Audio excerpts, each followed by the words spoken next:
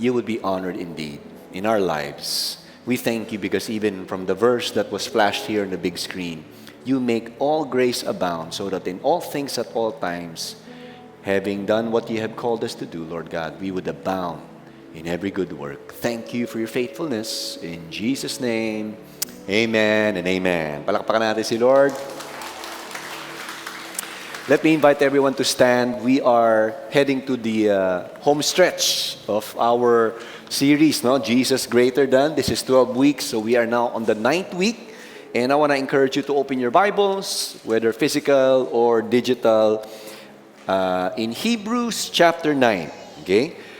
Hebrews chapter 9, that's in the New Testament. Medyo nasa dulo na siya na part ng New Testament natin.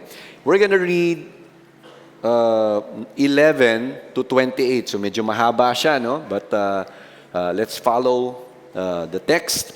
Verse 11, it says, "When Christ appeared as a high priest of the good things that have come, then through the greater and more perfect tent, not made with hands, that is not of this creation, he entered once for all into the high places, not by means of blood and of goats and calves, but by means of his own blood, thus securing an eternal redemption. For if the blood of goats and bulls and the sprinkling of defiled persons with the ashes of a heifer sanctify for the purification of the flesh, how much more will the blood of Christ, who through the eternal Spirit offered himself without blemish to God, purify our conscience from dead works to serve the living God.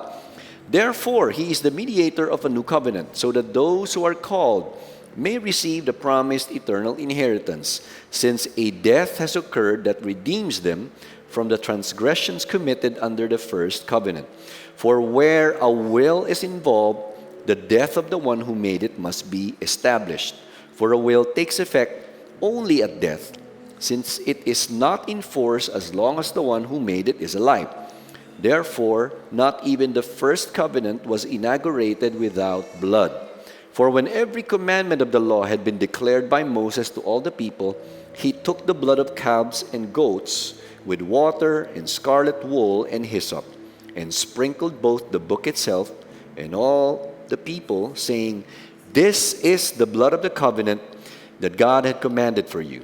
In the same way, he sprinkled with the blood both the tent and all the vessels used in worship. Indeed, under the law, almost everything is purified with blood, and without the shedding of blood, there is no forgiveness of sins. Thus, it was necessary for the copies of the heavenly things to be purified with these rites, but the heavenly things themselves with better sacrifices than these. For Christ has entered not into holy places made with hands, which are copies of the true things, but into heaven itself, now to appear in the presence of God on our behalf. Nor was it to offer himself repeatedly, as the high priest enters the holy places every year with blood not his own. For then he would have had to suffer repeatedly since the foundation of the world. But as it is, he has appeared once for all at the end of the ages, to put away sin by the sacrifice of himself. Last two verses, "And just as it is appointed for man to die once, and after that comes judgment, so Christ, having been offered once to bear the sins of many, will appear a second time, not to deal with sin, but to save those who are eagerly waiting for him." This is the word of the Lord. Let's bow our heads and pray. Father, we are committing the study of God's word. We are asking and praying that you illuminate our minds, our soul, and allow us to receive from you, learning from you through the scripture. We pray that if there are things we need to unlearn, if there are things we need to learn, then allow us through the power of the Holy Spirit. In Jesus' name, amen and amen. Let's all take our seats.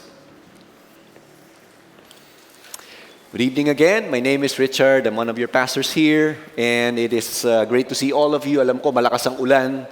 Ilan po sa inyo nadaanan yung baha? Okay? Nagdaan kayo sa baha, nag-swimming kayo siguro sa baha. No? Medyo kakaiba ang ulan natin ngayon. But we are Great to see all of you as we study the Word together and go through the series, Jesus Greater Than. I think some of you are kind of aware that I came from a Chinese-Filipino family. Hindi naman yata obvious, ano? Okay. Okay. So, naalala ko, no, di ba, nag-National Heroes Day tayo. Nagkikwentuhan kami nung dad ko, bumisita kami sa bahay, sa Binondo. And my second child, yung lalaki na anak namin, he kind of interested siya sa roots namin, ano? So, nagtatanong siya. So, kasi medyo, syempre, late 80s na yung dad ko, so medyo nahihirapan na siya makarinig. And my son was telling me, pakitanong naman kay Angkong. Sabi niya, Angkong ang tawag niya sa papa ko. Ano pang year dumating yung daddy ni Angkong? Okay, so sabi ng papa ko, mga 1927. Okay, so meron na ba nabuhay dito no 1927? Wala pa naman siguro. No? So mga nasa ganung panahon, dumating yung, basically, yung Angkong din namin, ang tawag namin sa paternal granddad. Angkong, no? So, growing up, we come from that background, and when I was in grade school, I remember, siguro mga grade 3, grade 4 ako, meron kaming social studies sa Chinese class namin. This was in the afternoon. Meron ba dito mga Chinese? Yung galing ka sa Chinese school, meron ba? Okay. Mukha lang, ako lang yata nag-iisa dito. Okay, yun. May Chinese school pala dito. So, grade 3 o grade 4 ako, pinag-aaralan namin yung Great Wall of China. Meron ba sa inyo na nakita niyo na itong Great Wall of China? Okay, so when we were studying that, sabi ko gusto ko magpunta dyan nung bata ako. Because itong one of the 7 new wonders in the world was actually built during the 7th century BC. Diba? Tagal na nito, no? So imagine mo, ancient history pa. And the first ancient Chinese emperor by the name of Shi Huangdi, siya po yung nagsimula nung paggawa nitong Great Wall of China, no? So the idea when it was built was to somehow combat the raiders, okay? Yung mga, syempre may mga uma-attack sa China. And so yun yung dahilan kung bakit na-build itong Great Wall of China, no? And over time, as several emperors would pass, they started to expand the building of Great Wall of China further. Now, here's the thing, no? It's 2006, I led a team in our 10 days. Hindi pa 10 days ang tawag no? So, nag-missions kami sa Beijing. And in one of our breaks, no, I was able to step into the Great Wall of China, no? So, siguro wala pang 1 kilometro yung nilakad ko. Medyo kinabahan ako kasi nakakatakot pala yung akala nyo lang parang ganyan lang, uy, cool. Pero alam nyo, pag umaakyat ka na, ramdam mo na yung parang feeling ko, nasa langit na ako, no? Sa lakas ng hangin, parang may clouds na. Kasi built around the, around the sides of the mountain, ano? At napakahaba niyan. And so, I realized, ibang-iba, no? Kapag nakita mo lang ang isang kagaya nito sa picture, okay? Meron po ba sa inyo hindi pa kayo nakakapunta ng Great Wall of China pero gusto mo magpunta someday? Sige lang, taas mo kamay mo. Baka makita ni Lord yan, di ba? Bigyan kayo ni Lord ng piece of hair. Di ba? May budget kayo. Imagine mo yan. Pero ibang-iba, di ba? Pagka nakita mo lang sa picture, marami ka lang nabasa, marami ka lang natutunan about Great Wall of China, pero iba rin kung nakatapa ka dun. Tama ba? Okay, so totally different. And when we talk about this topic on better sacrifices, makikita natin, mayahambing natin, yung binasa nating mahabang verses in Hebrews chapter 9 is basically foreshadowing what Jesus would do later on. Okay, the span of time when the animal sacrificial system was introduced up until the time Jesus was born some 2,000 years ago, Bible scholars would put it between 3,500 to 4,000 years. So, gano'ng kalayo, di ba? Ang layo nung disparity niya. Pero makikita natin, ibang-iba. Because God had a plan when the animal sacrificial system was introduced. Now, for us to have a better understanding and significance of what we're going to talk about, and for the past few Sundays, if you've been joining us, we've been talking about animal sacrifices. Meron ba sa inyo natatandaan nyo yun? Di ba? No? Pinag-uusapan natin yan in Hebrews. But we need to understand how the animal sacrificial system began. Okay? paano ba nagsimula to? And why is there a need for an animal to be sacrificed? Ba't kailangan? Bakit ba kailangan gawin to? Ba't ba inintroduce ni Lord to? What was God trying to show the people through the animal sacrificial system? Ito yung gusto nating pagsapan. But we have to go back to where everything began through the book of Genesis. Okay, so titignan natin to. The first 2 chapters of Genesis talked about how everything began. So God created everything. The Bible says in Genesis chapter 1, verse 1, in the beginning, God created the heavens and the earth. Doon nagsimula, di ba? So God created everything. And very interesting, in the first chapter alone, 7 times the word good appeared. Napansin niyo ba yan? Meron ba sa inyo nabasa na yung Genesis 1? Okay, pag binasa natin yung Genesis 1, every time God would create something, He would say, it is good, it is good, it is good. Paulit-ulit. Tingnan mo yung katabi mo. Mukha bang good? Of course. Guwapong-guwapo at maganda, di ba? So, God created things, it was good, it was beautiful, it was perfect. And when every time the word good appears, it stresses the completeness and perfection of God's magnificent work. Okay? So yun po yung gusto niya sabihin. Now, after God created Adam and Eve, God set a boundary. Sabi niya, lahat naman pwede niyong kainin. Di ba? Pwede palang kumain ng, naisip-isip ko lang, nung binabasa ko to, no? Pwede palang kumain ng, ng maraming lechon, balat ng baboy. Baka pwede yata anong mga panahon siguro na yan. Imagine ko lang naman. But He commanded them that they can eat the produce from the trees that they see in the garden, except what? Except the tree of knowledge, the fruit from the tree of knowledge of good and evil. Now, here's what it says in Genesis chapter 2, verse 16 and 17. The Lord God commanded the man, saying, you may surely eat of every tree of the garden, but of the tree of knowledge of good and evil you shall not eat. For in the day that you eat of it, you shall surely die. So, meron palang consequence. Pwede mo kainin lahat. Pwera lang itong punong to na kung ano man yung binebear na fruit nito. And we all know what happened. What happened was in Genesis chapter 3, Satan, disguised in the body of a serpent, appeared and started to tempt the first couple, okay, in human history. Eve was there, and when Eve saw the fruit, and the serpent was trying to trick her or to deceive her and tempt her, eventually, yung ginawa niya, kinuha niya po yung mansanas. Yung iba, umuoo bigla. Hindi po mansanas yung wala po nakalagay na mansanas. Okay? Kinuha lang po yung prutas. Ano pong ginawa niya? Kinain po niya. The worst part was when Adam was there beside her, walang ginawa si Adam. Nung binigay sa kanya, kinain niya din. So, what happened was, what was the result? After the very first bite, it revealed the colossal after effect.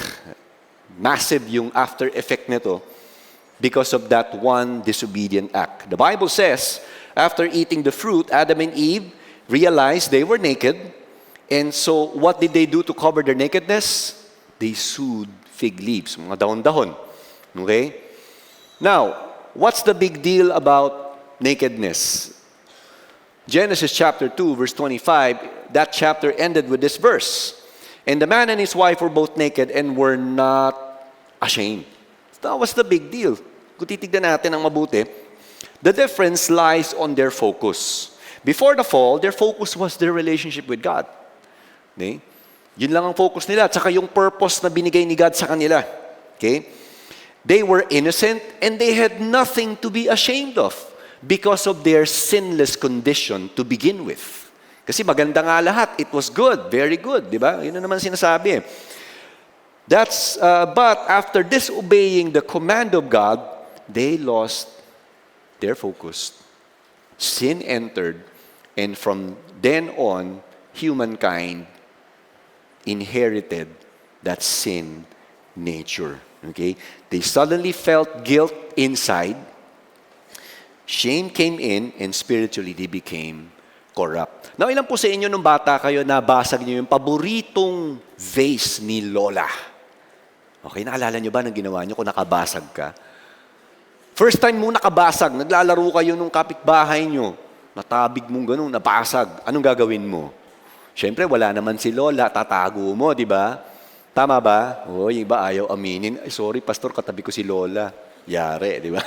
Pero alam natin, when we commit a sin, or when we, veer away, nakakaramdam tayo ng takot, ng hiya, di ba? Ganon. Because that was something that Adam and Eve felt the first time they disobeyed God.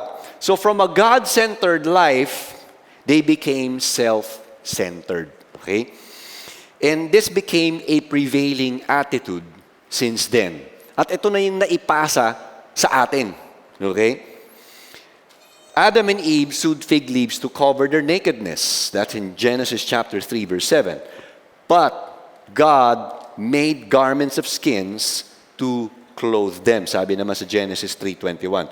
You see, the garments of skin required the death of an animal. And the death of an animal meant a sacrifice had to be made. May kailangang hayop na mamatay. And first time, kailangan mamatay na hayop. Hindi naman natin alam kung anong klaseng hayop yung kailangang patayin ni Lord. But when that animal died, God had to remove the skin at yun yung idinamit ni Lord kay Adam and Eve before sending them out of the garden. Okay? And when we look at it, that covering or of that skin of an animal was accomplished by the shedding of blood, a metaphor for their spiritual death and a foreshadowing of things to come. Dito nagsimula yung animal sacrifice. Of course, hindi pa siya instituted at that time. So as God banished the first couple, okay, alam natin from Genesis 3 onwards, pag binasa natin, morality got worsened, okay? Mas nagiging bleak yung picture ng humankind. Pasama ng pasama ang mga tao until such time God would select one family and one man was called out by the name of Noah. At alam natin na nangyari, di ba? God had to send the flood, God had to judge the world. But later on, in Genesis chapter 12, God eventually called another man from an idol-infested city called Ur. At ang pangalan nitong taong to is Abram. Okay? So si Abram. Okay, may nag-agree na bata. God promised to make him into a great nation. Ano naman sabi sa Genesis chapter 12 verse 1 eh. Hindi lang great nation, but God said with numerous descendants, He will eventually become a blessing to all the nations through His offspring. Ito yung calling ni God kay Abraham. Hindi lang ikaw ang ibe-bless ko, but I wanna use you so that you can become a blessing to all the nations, not just a few nations. Now, in Genesis chapter 22, when Abraham was already old, God called him and commanded him to what? To offer his son Isaac as a sacrifice. Now, think about it. Okay? That was the prevailing practice during that time. And if you follow the life of Abraham closely, hinintay ni Abraham at ng asawa niyang si Sarah, si Isaac, for 25 years. Can you imagine if you have been praying for a child and after 25 years, nagkaroon ka na ng anak, biglang sabihin ni Lord sa'yo, yung anak mo, pwedeng i-ano mo yan, i-sacrifice mo yan para sa akin? Napakahirap nun, di ba? If you put yourself in the shoes or in the sandals of Abraham, that is quite something na parang unthinkable. Why would God do that? But Abraham trusted God because he has seen and experienced firsthand, ganito ang ginagawa ng Lord. Nabigyan niya nga ako ng anak for 25 years. Why not? So, he obeyed. He got his son. Sabi niya, halika, punta tayo. And when they reach a certain point before nearing that mountain, at the foot of the mountain called Mount Moriah, sabi niya sa mga servants niya, I want you to wait here. We're gonna go up, worship God, offer a sacrifice, and come back. Wow, ganun na lang yung faith ni Abraham, di ba? And so when they went up, prepared all the things that they need to prepare, he tied his son Isaac and was about to kill him and offer him as a sacrifice when a voice from heaven, sabi ng Bible, an angel from heaven said, okay, stop. Now I know. Okay, na ganito mo ako kamahal. Okay, grabe yung voice na yun, ano? And then in Genesis chapter 22 verse 5, sabi, hindi, tapos na pala yan. 22 verse 12 to 14, ito yung sabi ng angel. Don't lay a hand on the boy, the angel said. Do not hurt him in any way, for now I know that you truly fear God. You have not withheld from me even your son, your only son." Then Abraham looked up and saw a ram, caught by its horns in a thicket. He took the ram, sacrificed it as a burnt offering in place of his son. Abraham named the place Yahweh Jireh, or Jehovah Jireh, which means the Lord will provide. From that mountain, there was a ram that was trapped, at yun yung naging substitutionary sacrifice. Imbis na yung anak niya, itong ram ang kinuha niya ngayon, at yun ang pinatay niya at sinacrifice niya kay Lord. Now, we fast forward some 400 years, after what happened in Mount Moriah. Abraham's descendants grew, and sobrang dami nila. They were in Egypt, they became slaves. God had to get them out of Egypt from slavery, and He would use a man by the name of Moses to lead them out of the Egyptian slavery. And as they were walking or traveling in the wilderness, going to Canaan, in the promised land, ito yung pangako ni Lord kay Abraham na gusto niyang tuparin through the descendants. That's where God introduced the animal sacrificial system. You see, when we read the Bible, particularly in the Old Testament, the Israelites were God's chosen people. Graciously, God chose them. Not because they were good, not because they were talented, not because they followed God. Rebellious po sila. Okay? Nakaka-relate po tayo doon, siguro, no? Lahat naman tayo, may rebellious nature. They were rebellious, they were sinful, and they were morally corrupt. This, despite the countless number of miracles. Imagine if you were part of that Israelite contingent that walked past the Red Sea. Diba? Sa atin, hindi Red Sea. Siguro makaka-relate tayo. Pasig River. Can you imagine, in-split ni Lord yung Pasig River, nakakross ka. Diba?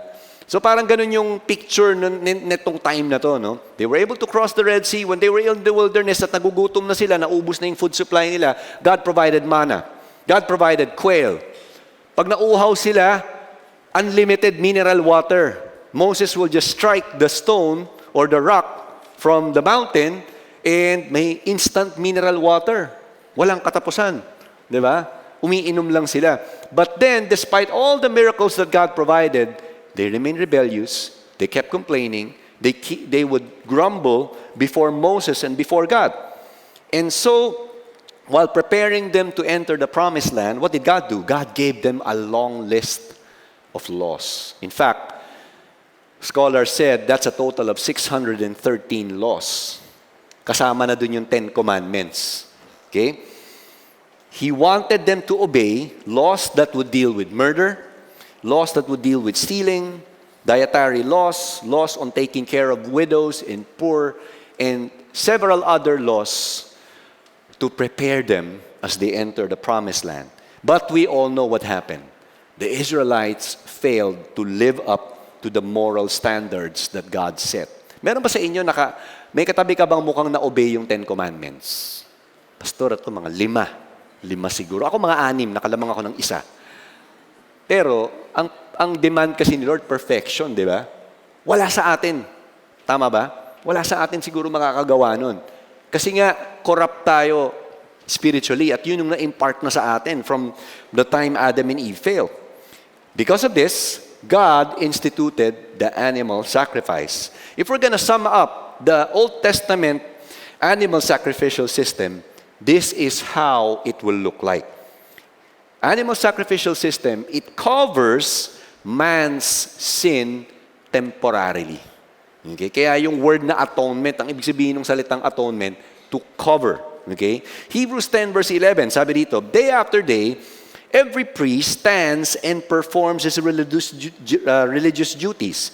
Again and again, he offers the same sacrifices. Ano sabi dito? Sabay-sabay nga natin basahin. Which can never take away sins.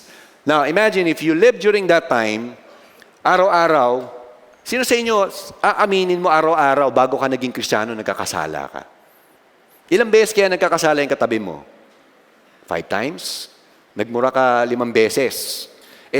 Araw-araw ka mag-o-offer ng sacrifice. Imagine mo, may mauubos yung budget mo. May economic budget yan, di ba? Araw-araw eh. Di ba? Paano yung mga 20 beses nagmumura? Napakaraming o-offer niyan. Lugi negosyo niyan, Pastor James, di ba? So imagine, araw-araw nag-o-offer, pero sabi rito, it can never take away sins. Okay? Now, another part of the animal sacrificial system, it says, sacrificed animals serve as substitute for sinners. Leviticus 4, verse 13 and 14. If the whole Israelite community sins unintentionally and does what is forbidden in any of the Lord's commands, even though the community is unaware of the matter, when they realize their guilt and the sin they committed becomes known, the assembly must bring a young bull as a sin offering and present it before the tent of meeting. Verse 21, then he shall take the bull outside the camp, burn it as he burned the first bull. This is the sin offering for the community. Iba pa pala yung sin of the community of Israelite from our individual sin. Wow, grabe, di ba? Ganun po katindi, no? Other than the daily animal sacrifices to deal with,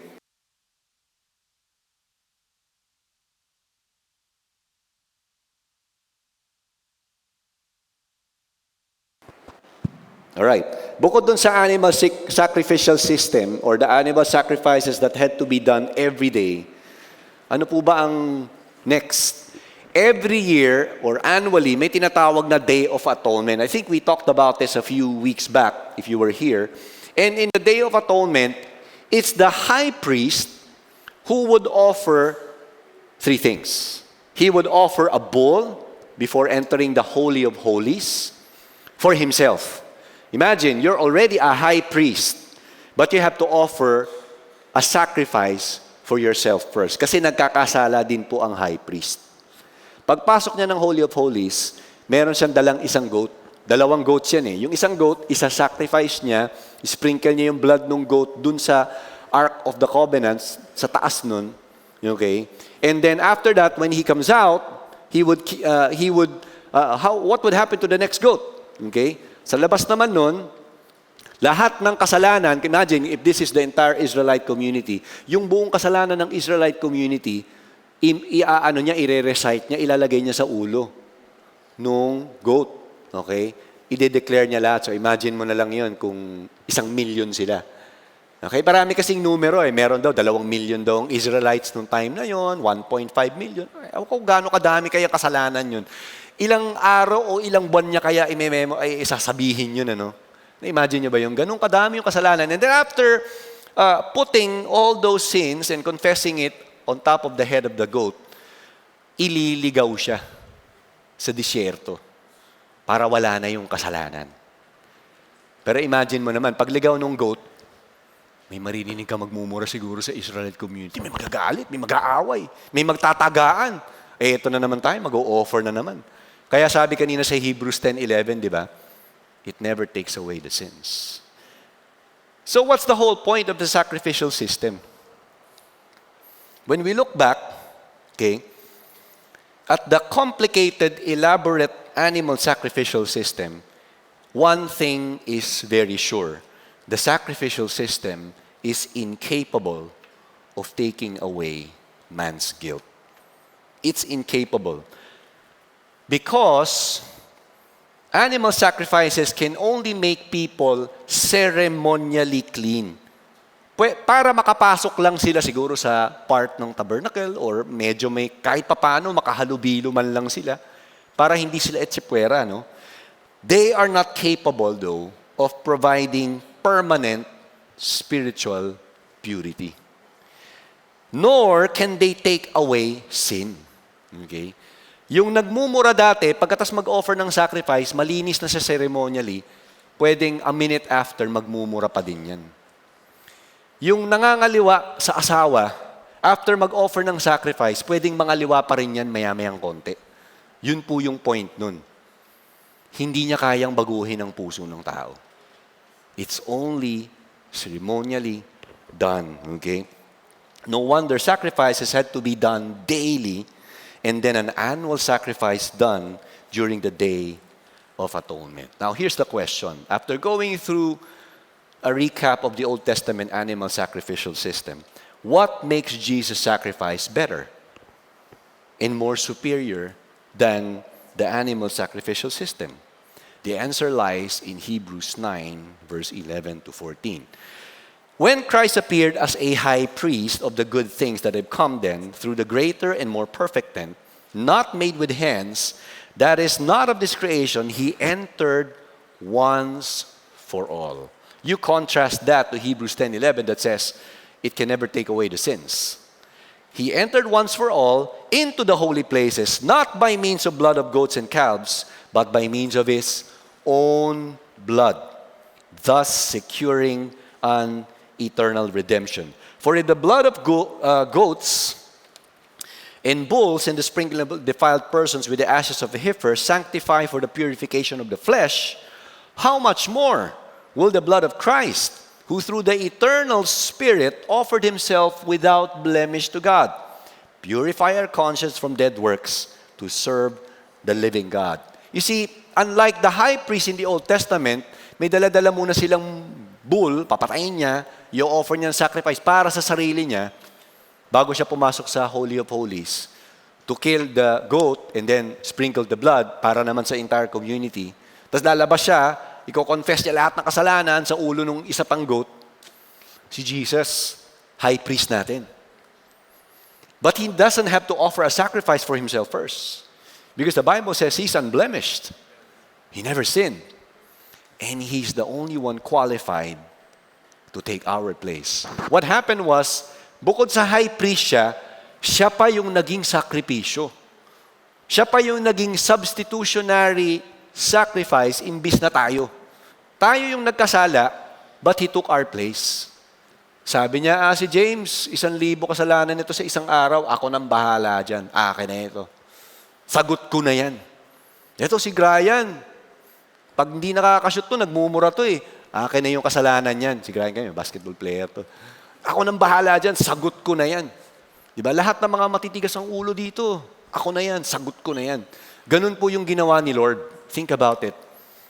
He became the substitutionary sacrifice so that we can be rescued from our sins. By saying once and for all, there is no need for another sacrifice. Because what he did on the cross, when he died on the cross, was enough. It satisfied the righteous requirement of God, and therefore anyone, at hindi lang to Israelite, okay, it is open for all. Kahit hindi ka Jew. May katabi ka ba mukhang Jew? Okay. Kahit hindi ka Israelite, open na itong gift niya para ma-redeem tayo at malinis tayo sa mga kasalanan natin. If we would only repent from our sins and let Him become our Savior and our Lord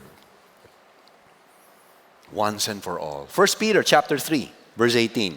For Christ also suffered once for sins, the righteous for the unrighteous, that He might bring us to God, being put to death in the flesh, but made alive in the Spirit. Here's what I want to say here, no? Jesus offers a better sacrifice because it takes away man's sins once and for all, securing our eternal redemption. Think about it. Blood of animals, bulls, goats, incapable of taking away man's sins. It can make you pure ceremonially para makapasok ka sa Israelite community, but it cannot take away the sins. It cannot change you. Okay? The high priest offered sacrifices annually, but they are not capable of changing lives of people. It cannot take away man's sins forever, but Jesus became that one final sacrifice. Jesus served as our substitute. His righteousness takes the place of the unrighteousness that I have. His righteousness takes the place of the unrighteousness of Ces. His righteousness, okay, takes the place of the unrighteousness of Carl here. Okay? Lahat ng unrighteousness natin, ipinagpalit niya. Trade tayo. Di ba? Meron ba rito nagnenegosyo ka? Okay? Imagine negosyante, sabi niya, okay, trade tayo. Akin na lang yung utang mo na 10 milyon. Tapos yung business ko na kumikita buwan-buwan ng 100 million, sa'yo na yan. Sino sa inyo tatanggapin nyo yun? Kahit hindi ka marunong magnegosyo. Yes, di ba? Wala kang kaalam-alam na, pero kumikita naman to, maganda system nito. Parang ganun si Lord. Palugi na, nakipag-trade pa, binigay pa sa'yo lahat. Kasi ganun kanya kamahal. Ganun niya tayo kamahal. Kahit patapon ng buhay natin, sa mata ng Panginoon, mahal ko tong taong to. Think about it. Palakpan naman natin si Lord. Praise God. Grabe, no? Our life, di ba? Garbage siya kung tutuusin. Pero dahil mahal tayo ng Panginoon, He did all that. He did all that because He wanted us to be reconciled to God. And this means anyone who trusts in Jesus will be brought near to God the Father. And when we look at the fall of man, Adam and Eve, it created an immeasurable gap between man and God spiritually. But Christ destroyed that immeasurable gap. That's why we can come to God. Sabi nga ni Jesus, di ba, John 14:6, ano sabi ron? I am the way, the truth, and the life. No one comes to the Father except through me. Jesus offers a better sacrifice because it takes away our sins once and for all, securing our eternal redemption. Now, the Hebrew author, in an effort to put an emphasis in this powerful truth, he restated what he said earlier in the following verses. Hebrews 9:24-26. For Christ has entered not into holy places made with hands, which are copies of the true things, but into heaven itself, now to appear in the presence of God on our behalf. Nor was it to offer himself repeatedly, as the high priest enters the holy places every year with blood, not his own, for then he would have had to suffer repeatedly since the foundation of the world. But as it is, he has appeared, sabihin natin ulit, once for all, at the end of the ages, to put away sin by the sacrifice of himself.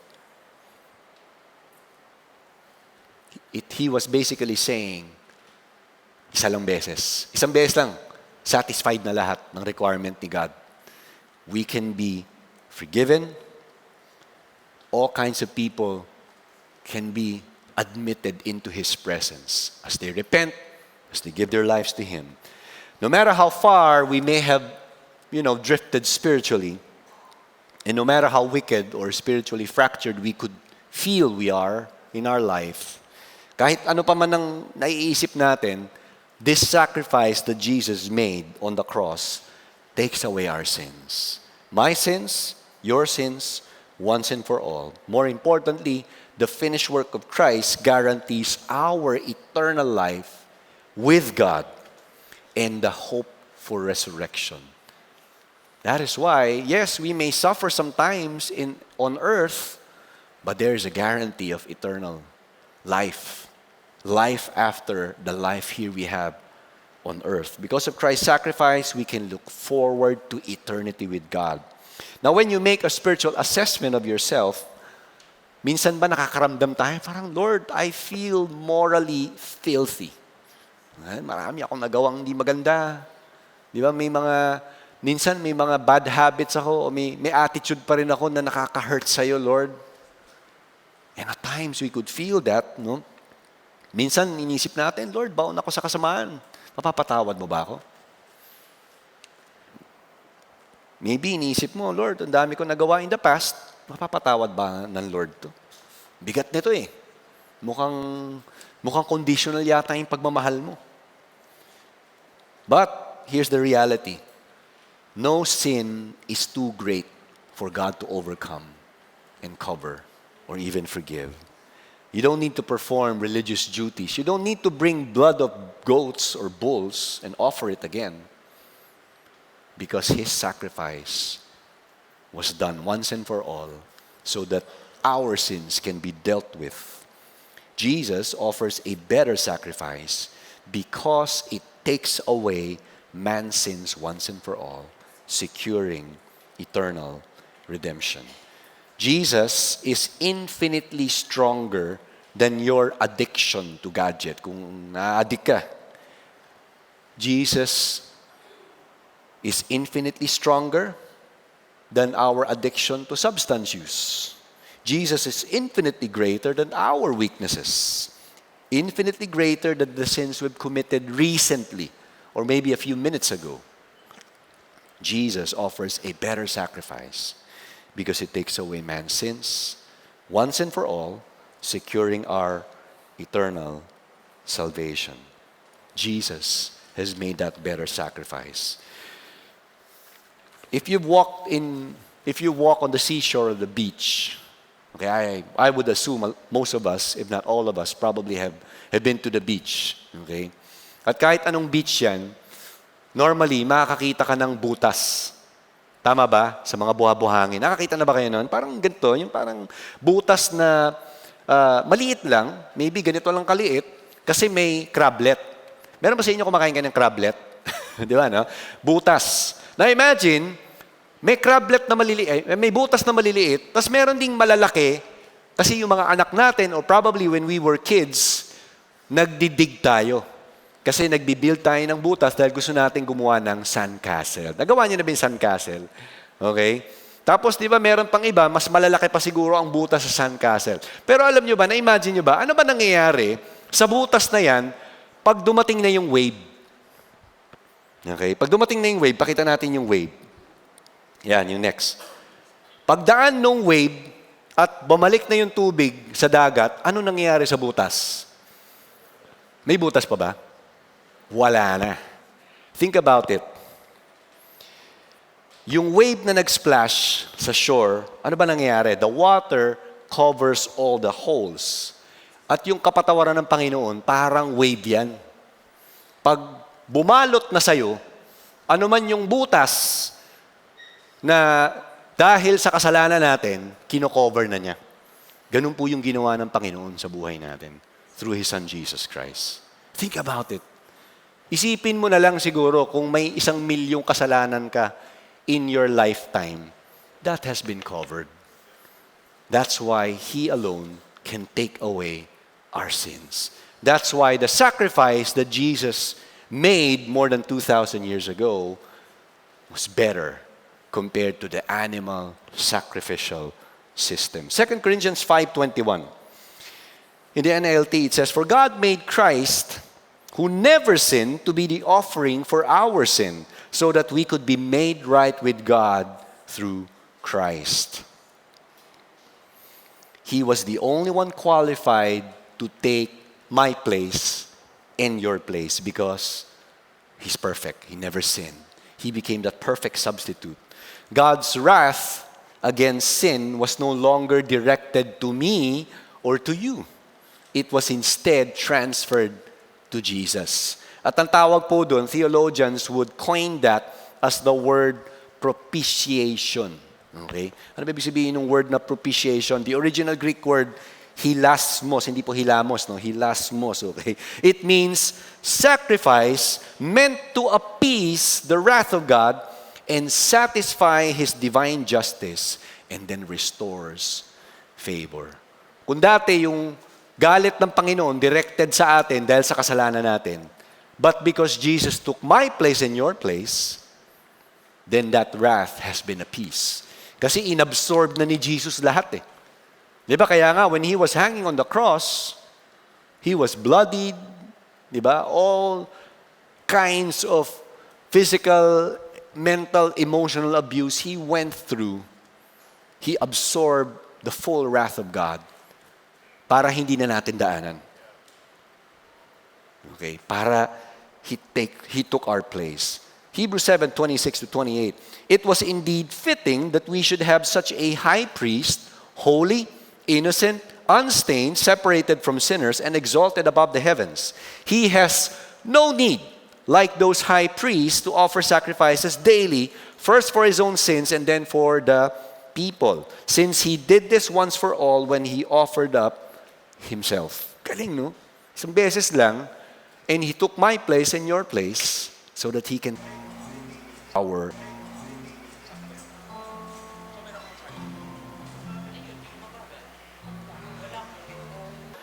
A human high priest needed to offer a sacrifice for himself before he would offer the sacrifice for the community or for people. Jesus was holy, innocent, sinless, the only one qualified to take my place and your place.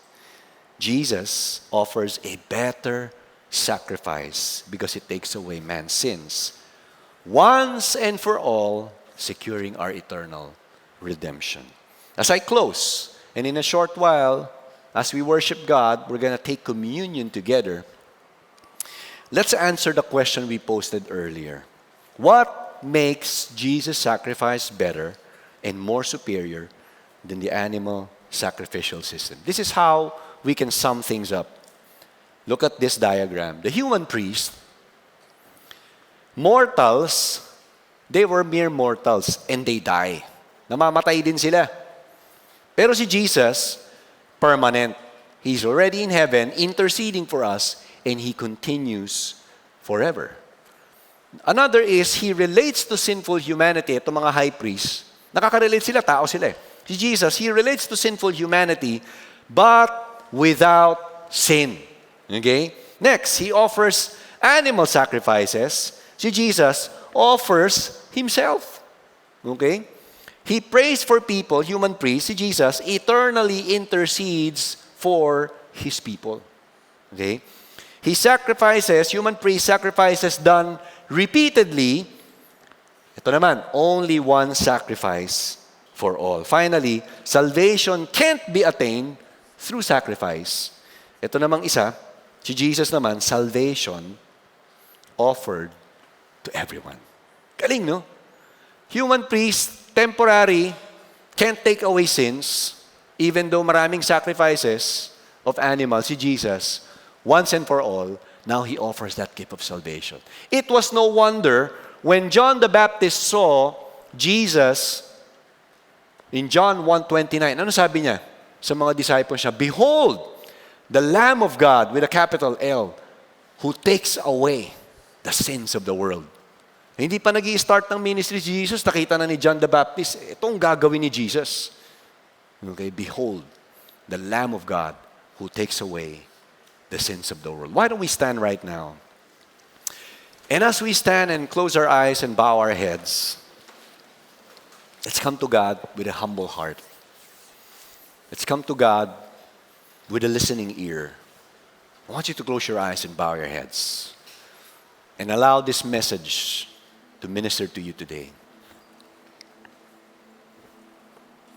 Holy Spirit, we pray that you speak to us as we close our eyes and bow our heads. We pray that you would pinpoint, put your finger on any area of our life that doesn't please you. What could that be, Lord? Speak to us tonight.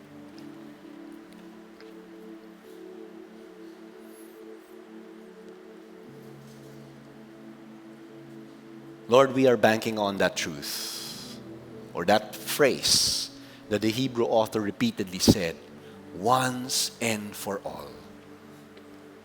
You just did it once when you sacrificed your life and died on the cross for each one of us. We don't have to offer another goat, bull, any kind of sacrifice because you did it for us. For some of us, we have been walking with the Lord, but somehow, if you feel like sometimes you fall into that default mode, nagkasala ka, minsan nang iniisip siguro natin, Lord, kailangan kong bumawi. Church ako. Lord, kailangan kong bumawi, magbibigay ako ng mas malaki ngayon. In reality, when we do that, it's like bringing our own goat or bull before God and saying, Lord, kailangan ko mag-sacrifice. In reality as well, you don't have to do that. Because Jesus satisfied the righteous requirement. Because Jesus did it once and for all, that we may be forgiven. And if that is a religious mentality you are bringing before God, God wants to change that. God wants us to understand, wala kang kailangan dalin when you come into God's presence. Only yourself with a humble attitude that would recognize Him as our Lord and our Savior. And as we're all bowing our heads and closing our eyes, take the moment. If there is a part of you that you know you've been compromising, maybe a part of your life that's still in sin, then go ahead and confess it before the Lord. Go ahead and tell God, Lord, thank you because you died on the cross for me. It cost your very life so that you can take my place, so that you can take the punishment I deserve. Lord, I repent. Take the moment to repent before God. Confess your sins before God. Whatever that is, allow the blood of Jesus to cover it. Just remember the waves of that sea that covers the holes from the sand. That's the same kind of forgiveness that He would give us. Covering all the holes, making us whole again. Father, we receive your forgiveness. Change us, O God. Make us more like Christ and allow this truth to be embedded deep into our soul for us to understand this is not about how righteous we are, but it's about the righteousness that comes from Jesus. As all heads bowed and eyes closed, if you're here and you don't have a personal relationship with Jesus Christ, this is the moment. Tonight, God is giving you an opportunity. And I want to pray for you tonight. I want to lead you as well into a short and simple prayer before we worship, and then we're going to take our communion. If you know you have not made a decision yet to make Christ your Savior and your Lord, tonight, I want to invite you to raise your hands as a sign of surrender. If God is speaking to you tonight at wala ka pang personal relationship with Jesus, let this evening be that day when you will surrender to Jesus. If that is you, with all heads bowed and eyes closed, why don't we raise your hands? Take the time to raise your hands and say, God, that's me. I have been living in sin. But God, I want to receive your forgiveness. Change me, Lord. Patawarin mo po ako. I see a hand at the back. Anybody else? I believe there are some of us who need to raise our hands. Yes, I see a hand in the middle. Keep your hands raised. And I'm going to ask some of our Victory Group leaders, some of our ushers to stand with you. Stand beside you to help you. Keep your hands raised. You don't have to be ashamed. Think about it. Jesus died on the cross for you. It cost Him His very life because that's how much He loves you. As you raise your hands, follow me in this short prayer. Lord Jesus, thank you for dying on the cross for me. I admit that I'm a sinner.